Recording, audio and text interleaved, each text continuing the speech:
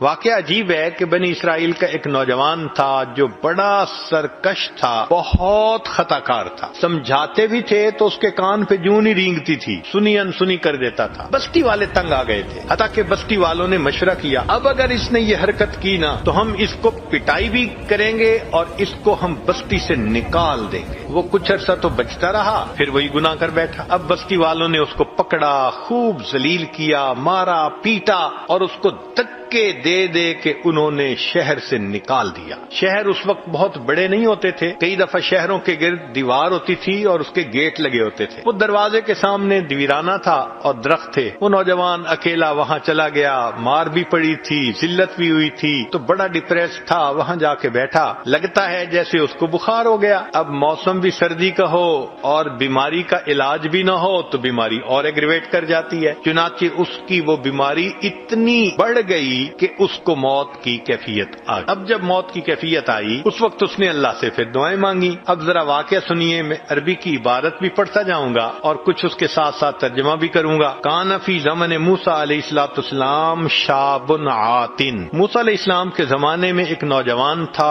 جو بڑا سرکش تھا، مسرف علی نفسہ، اپنی جان پہ بڑا ظلم کرتا تھا۔ فاخرجوہ من بینہم لسوء فعلہ، بنی اسرائیل والوں نے اس کی بدکاریوں کی وجہ سے اس کو بستی سے نکال دیا تھا۔ فحضرتہ الوفاۃ فی خربۃ علی باب البلد، بستی کے دروازے پر ویرانے میں اس کو موت آ گئی۔ فاوحی اللہ تعالی، جب اس کو موت آ گئی تو اللہ تعالیٰ نے موسیٰ علیہ السلام کی طرف وحی نازل فرمائی، اے میرے پیارے موسیٰ علیہ السلام، ان ولی من اولیائی حضرہ الموت، میرے اولیاء میں سے ایک ولی کو موت آ گئی ہے، فاحذرہ، آپ جائیے، وغسلہ، اور اس کو غسل دیجیے، وصلی علیہ، اور اس کا جنازہ پڑھیے، وقل لمن کثر عصیانہ یحضر جنازتہ لاغفر لہم، اور اعلان کر دیجیے کہ جس بندے کے گناہ بہت زیادہ ہوں وہ آ کر اس کا جنازہ پڑھ لے، جنازہ پڑھنے پر میں پڑھنے والے کے بھی گناہ کو معاف کر دوں گا۔ اللہ اکبر کبیرہ۔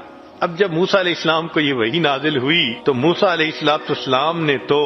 آگے فرمایا وَاحْمِلْهُ إِلَيَّ، اس کو آپ دفن کیجئے، لِأَكْرِمَ مَثْوَاهُ، تاکہ میں اپنے اس ولی کو اچھا ٹھکانہ عطا کروں۔ فنادى موسیٰ علیہ السلام فی بنی اسرائیل، موسیٰ علیہ السلام نے بنی اسرائیل میں اعلان کروا دیا، لوگو ایک ولی کی موت آئی ہے، جو چاہے میرے گناہ بخشے جائیں، جا کے جنازہ پڑھ لے، اس کے گناہ معاف کر دیے جائیں گے۔ فَكَثُرَ الناس، کثیر تعداد میں لوگ جنازہ پڑھنے کے لیے اکٹھے ہو گئے۔ فلما حضروہ عرفوا، جب انہوں نے اس بندے کو دیکھا تو اس کو پہچانا، کہنے لگے فقالوا یا نبی اللہ، اے اللہ کے نبی صلی اللہ علیہ وسلم، ھذا ھو الفاسق، یہ تو وہی بدکار ہے، الذی اخرجناہ، جس کو ہم نے بستی سے نکال دیا تھا دھکے مار مار کر۔ فتعجب موسیٰ من ذلک، موسیٰ علیہ السلام بھی بڑے حیران، ہے تو وہی، اور مجھے کہا گیا کہ ولیوں میں سے ولی کی موت آ گئی، جائیے جنازہ پڑھیے، یہ تو وہ بدکار ہے۔ جب موسیٰ علیہ السلام حیران ہو گئے، فأوحى اللہ الیہ، اللہ نے ان کی طرف وحی نازل فرمائی، صدقوا وهم شہداء الا انہ لما حضرہ الوفاۃ فی ہذہ الخربۃ، یہ لوگ ٹھیک کہہ رہے ہیں، یہ وہی بدکار انسان ہے۔ معاملہ یہ ہے کہ جب اس بدکار انسان کی موت آنے لگی، نظر یمنتاً و یسرتاً، اس نے اپنے دائیں طرف دیکھا اور اس نے اپنے بائیں طرف دیکھا، فلم یرا حمیما ولا قریبا، کوئی اس کا دوست نہیں تھا، کوئی اس کے پاس رشتہ دار نہیں تھا۔ اس وقت اس نے فریاد کی، اللہ کوئی میرا یار ہوتا جو یاری کرتا، دلدار ہوتا دلداری کرتا، میری ماں ہوتی غمخاری کرتی، میری بیوی پاس ہوتی خدمت کرتی، اللہ میرے پاس تو کوئی بھی نہیں۔ اور اے اللہ، ورآ نفسہ غریبتاً وحیدتاً ذلیلتاً منکسرتاً، اور اس نے اپنے آپ کو دیکھا تنے تنہا ہوں، اکیلا ہوں، اور دل ٹوٹا ہوا ہے، اور گھر سے اس کو دھتکار دیا گیا۔ اس وقت اس نے یہ کہا، فرفع بصرہ الیہ، اس نوجوان نے آسمان کی طرف آنکھ اٹھا کر دیکھا اور اس وقت اللہ سے یہ ہم کلامی کی، اللہ میرا کوئی نہیں، اللہ تیرے سوا اکیلا ہوں، کوئی دوست نہیں، کوئی رشتہ دار نہیں، کوئی غمخوار نہیں، میں کس حال میں ہوں، ذلت اور پستی کی کیفیت میں۔ اے اللہ، فرفع بصرہ الیہ،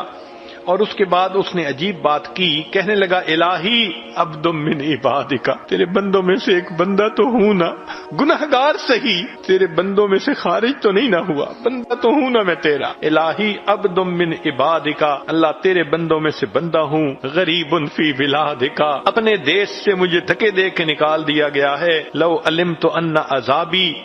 یزید فی ملکی کا، اگر میں جان لیتا کہ مجھے عذاب دینے سے آپ کی شان بڑھ جائے گی، وَأَنَّ عَفْوُكَ عَنِّي يَنْقُصُهُ مِن مُلْكِكَ، اور مجھے معاف کر دینے سے آپ کے خزانوں میں کمی آ جائے گی، لما سألتک المغفرہ، اللہ میں آپ سے مغفرت طلب نہ کرتا، مگر آپ نے حضرت موسیٰ علیہ السلام کی طرف یہ وحی بھیجی ہے کہ انی انا الغفور الرحیم، بے شک میں بڑا غفور اور بڑا رحیم ہوں، اور اے میرے اللہ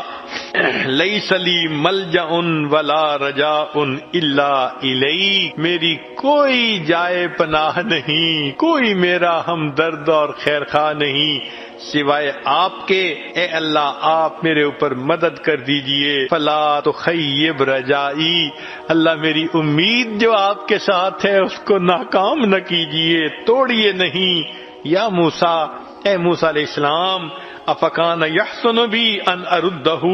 وہو غریب علی ہذہ الصفۃ، کیا یہ بات مجھے سجتی تھی کہ وہ مجھے اس طرح عاجزی اور زاری سے پکار رہا ہے، میں اس کی دعاؤں کو رد کر دیتا،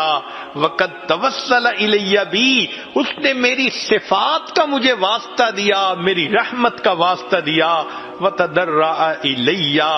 اور اس نے میرے سامنے کتنی آہو زاری کی، وعزتی، مجھے اپنی عزت و جلال کی قسم، لو سألنی فی المذنبین من اہل الارض جمیعا،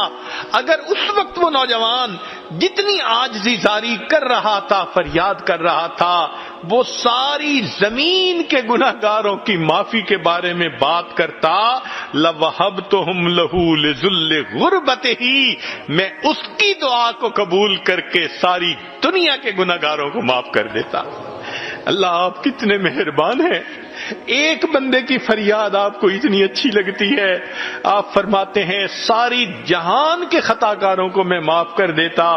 اللہ تعالیٰ آگے فرماتے ہیں یا موسیٰ انا کہف الغریب، جس پردیسی کا کوئی وطن نہیں ہوتا اس کی جائے پناہ میں ہوتا ہوں، وحبیبہ، جس کا کوئی دوست نہیں ہوتا اس کا دوست میں ہوتا ہوں، وطبیبہ، جس کا پرسان حال کوئی نہیں ہوتا اس کا پرسان حال میں ہوتا ہوں، وراحمہ، اور جس پر ترس کھانے والا کوئی نہیں ہوتا اس پر ترس کھانے والا میں پروردگار ہوتا ہوں۔ جب پروردگار اتنے مہربان ہیں کہ بندے پہ ترس کھا لیتے